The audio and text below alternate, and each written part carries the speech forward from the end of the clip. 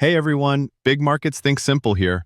In our previous videos, we explored what HBM is and why it's the core of the AI era. We also looked at two of the only three companies in the world that can mass-produce HBM, Samsung Electronics and Micron. Today, we're finally diving into the last protagonist, the absolute champion of HBM, SK Hynix. Right now, SK Hynix dominates the HBM market with a whopping 57 to 62% market share. They've confidently raised prices by over 50% to big tech companies, and their stock has surged more than 250% in 2025 alone. Pretty spectacular, right? But here's the thing. The real charm of this company isn't in today's glory, it's in yesterday's struggle. Just 20 years ago, this company was in pure survival mode, delaying paychecks, pulling out fluorescent lights to save on electricity bills, and fixing up used equipment to get by. Micron even made an acquisition offer at one point. So how did this company, the one stuck with the eternal runner-up label, manage to overtake Samsung and become the star of the AI era? Let's find out together. By the way, this video is not investment advice. It's for educational, entertainment, and informational purposes only. I'm not a financial advisor. Please do your own research before making any investment decisions. Any investment decisions are your own responsibility. Ready?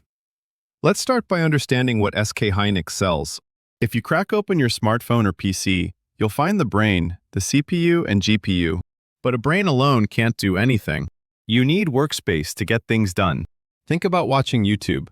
The brain decides, play this video, but where does that video data temporarily sit? That's DRAM, which is SK Hynix's first product. DRAM is your computer's desk. If your desk is big, you can have YouTube open, send messages, check emails, and edit photos all at once without any lag. That means you've got plenty of DRAM. But there's a catch. When you turn off the power, everything on your desk disappears, just like notes vanishing from your workspace. That's why DRAM is called volatile memory. DRAM comes in many varieties: smartphone DRAM, PC DRAM, server DRAM, graphics card DRAM, and HBM. What's HBM? We covered this in our previous video, but in short, think of it as a super-fast elevator. Where regular DRAM chips are stacked vertically for AI optimization, it's way more expensive than regular DRAM. Supply is extremely limited, and SK Hynix makes huge margins on it. The reason ChatGPT answers your questions so fast? That's HBM at work. Now, you can't just have a desk. Your study materials, photos, and videos need somewhere to be stored long-term. That's where NAND comes in, SK Hynix's second product. And the storage device made from NAND? That's your SSD. Books on a shelf don't disappear when you turn off the lights, right? That's why SSDs are called non-volatile memory. SK Hynix sells consumer SSDs, but what really matters is the eSSD, which is Enterprise SSD. If consumer SSDs are small drawers, eSSD is a massive warehouse. It's the component needed to store the enormous data to support AI trains and process data for 24/7. Simple recap. DRAM is your desk, SSD is your bookshelf and warehouse, and SK Hynix is the best in the world at making both. Now third, there's MCP. MCP is basically a combo meal. Usually, DRAM and NAND are sold separately, but MCP bundles DRAM NAND into one package, smaller, faster, more efficient. It's like selling a burger and cola as a set instead of separately. This product structure gives Hynix a huge advantage today. What do you need to build an AI server? HBM for ultra-fast processing and eSSD for massive data storage. You need both at the same time. So, from a customer's perspective, if I'm buying HBM, might as well get the eSSD too. SK Hynix makes both, and this structure has completely transformed their performance. As of Q3 2025, they posted record quarterly results: $17.8 billion in revenue, $8.2 billion in operating profit, and an operating margin of 46.6%. Nearly half of revenue is pure profit. A company that was losing money in 2023 turned into one making $8.2 billion a quarter in just 2 years. But was SK Hynix always this successful? Not even close. SK Hynix's origins trace back to Hyundai Electronics in 1983. Yes, the same Hyundai group that shares roots with Hyundai Motor. Things started hopeful. In the late 1980s, they developed 256K DRAM, and the mood was pretty optimistic. Then, 1998 hit, the IMF Asian financial crisis. To prevent national bankruptcy, the Korean government received emergency funding from the IMF, and in return, brutal corporate restructuring began. The government pushed a policy to merge semiconductor companies. So Hyundai Electronics acquired LG Semiconductor. LG Semiconductor's debt, combined with Hyundai Electronics' existing debt, totaled a crushing $11.5 billion. It was like a small shop suddenly inheriting the debt of a megamart. The company entered creditor management, and people whispered, "Is this company going under?" In 2001, Micron showed up with an offer to acquire the company. From the creditor's perspective, the obvious move was, let's sell, but Hynix's board unanimously rejected it. From a business standpoint, it was a risky decision, but in hindsight, it changed the company's fate. What followed was a truly brutal period. With no money, the entire company entered survival mode. To save even a bit on electricity, employees climbed ladders to physically pull out fluorescent lights in the hallways. They saved toilet paper, cut down on cafeteria side dishes. When there wasn't enough money to pay salaries, employees took unpaid leave, and executives voluntarily returned their paychecks. They couldn't afford new equipment, so they bought used machines, disassembled them, repaired them, and put them back to work. Employees from that era recall feeling like there was no light at the end of the tunnel. But this desperate, enduring struggle forged Hynix's unique, resilient DNA. They also drastically scaled back operations. They shut down struggling PC, mobile phone, and hard disk businesses and went all in. We're focusing on memory only. In 2001, they changed the company name from Hyundai Electronics to Hynix Semiconductor. They barely survived through the 2000s. They'd swing back to profitability, but crises kept repeating. Until 2012, Hynix was a company constantly worrying, will we survive? Then a big brother appeared. In 2012, SK Group acquired Hynix. People's reaction? Why would SK make that choice? Semiconductors burn through money. But SK saw the long-term future of the semiconductor business and renamed the company SK Hynix. That's when the mood shifted. Now we're not just surviving, we can aim for first place. After joining SK, Hynix stopped thinking about survival and started dreaming of becoming number one. But reality was harsh. The 2010s memory market was brutal for Hynix. Samsung first, SK Hynix second, Micron third. The rankings never changed. Technology advanced, but the order rarely shifted. Why? The memory industry has leading firm inertia. Invest first, mass produce first, earn money first, then use that money to jump into the next technology first. Samsung was always at the front of that cycle, so Hynix was always the strong second, but never first. There was another problem, the semiconductor cycle. Due to supply and demand, memory prices would go strong for a few years, then suddenly crash. When downturns hit, even first place takes a hit, but second place hurts way more. Hynix started to worry, if we keep going like this, we'll be second forever. We need something new to flip the table. They found their answer in a new market. HBM wasn't a hot technology from the start. It was hard to make, yields were poor, the process was complex, and the market was tiny. Samsung and Micron viewed it as a niche market product and didn't push HBM as a core strategy. It wasn't a high priority. But Hynix judged differently. In 2013, they became the world's first to mass-produce HBM. The market response? Crickets. But even during downturns, even during losses, they never cut HBM investment. They kept stacking DRAM, making it faster, tackling more complex structures. Even when it wasn't profitable, they held on to one belief. This will come someday. Then the AI era truly began, and HBM became a game changer.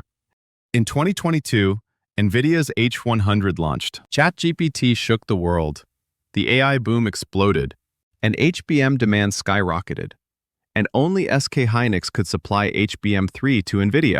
Even Samsung, who first supplied HBM2 to NVIDIA, got dropped from the HBM3 supplier list due to heat and power consumption issues. Years of continuous HBM investment finally paid off. The results speak in numbers.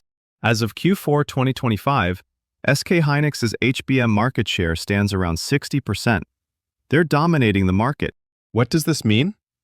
The moment the global AI boom hit, Hynix created the era of Hynix.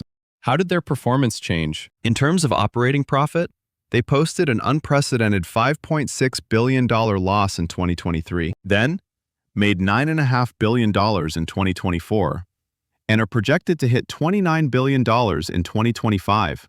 The eternal runner-up invested in technology with vision, and when that technology became the center of the world, they flipped the table. This is how SK Hynix broke free from the second-place curse.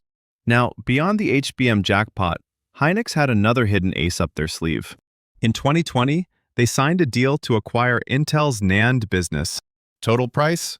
A whopping $9 billion. Intel was a powerhouse in the enterprise SSD market, which is way more expensive than consumer NAND. It was an investment to attack the enterprise SSD market, but many were concerned because the NAND business was fiercely competitive with uncertain profitability. Then the market froze. The memory downturn hit, and the NAND SSD business racked up billions in losses. But in 2024, things started to shine. The AI boom triggered explosive demand for data center SSDs, especially enterprise SSDs. eSSD. eSSD is the ultra-high-performance SSD that goes into enterprise servers, way faster and way bigger capacity than regular SSDs. One AI server needs to read and write tens to hundreds of terabytes at lightning speed. Each unit costs anywhere from thousands to tens of thousands of dollars. Thanks to this, performance gradually improved from late 2024, and the market mood completely changed. As of Q3 2025, SK Hynix Group's eSSD market share is about 27%. Second place. Samsung leads at 35%, but the gap has narrowed significantly. Back in 2020, when they acquired Intel's business, Samsung had a 30 percentage point lead. Now they've closed the gap this much.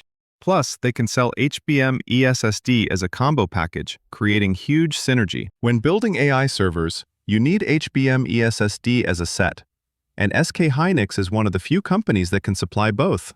So, NVIDIA and cloud providers are signing supply contracts like, let's get both HBM and SSD from here. From SK's perspective, selling both memory and storage to one customer significantly boosts revenue synergy. In the end, SK Hynix's never give up, stick it out strategy turned around the NAND SSD business, once avoided for low profitability, endured years of losses after acquisition, brought it back into the market during the AI era, and drastically closed the gap with Samsung in market share competition. This was another bold move that changed the game from second place. Now let's look at exactly how much money Hynix is making. By the numbers.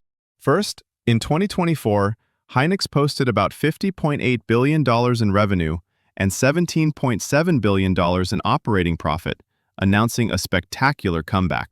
A company that used to make $15 to $22 billion in revenue hit the jackpot. But that was just the beginning. Look at 2025 projections. Revenue around $69.2 billion. Operating profit around $30.8 billion. Profit nearly tripled in 1 year. For reference, in Korea, only Samsung Electronics makes over $29 billion in operating profit. Now let's break down where this money comes from. Let's assume $100 in revenue and divide it up. SK Hynix doesn't publicly disclose product-specific revenue and operating margins, so we're using market estimates. As of Q3 2025, DRAM $75, NAND SSD $22, MCP Other $3. DRAM is the vast majority of SK Hynix's revenue, and of that $75, about $30 is estimated to be from HBM. Now, if we subtract costs to get operating profit, $47 remains. An operating margin of 47%? Truly astronomical. Of that $47, DRAM accounts for about $44. It's feeding the entire company. NAND contributes about $3. Now, it's clearly profitable. Oh, and of DRAM's $44, about $22 is estimated to come from HBM. In summary, 30% of revenue and 50% of operating profit comes from HBM. Now you see why HBM matters. SK Hynix's AI-driven triple play.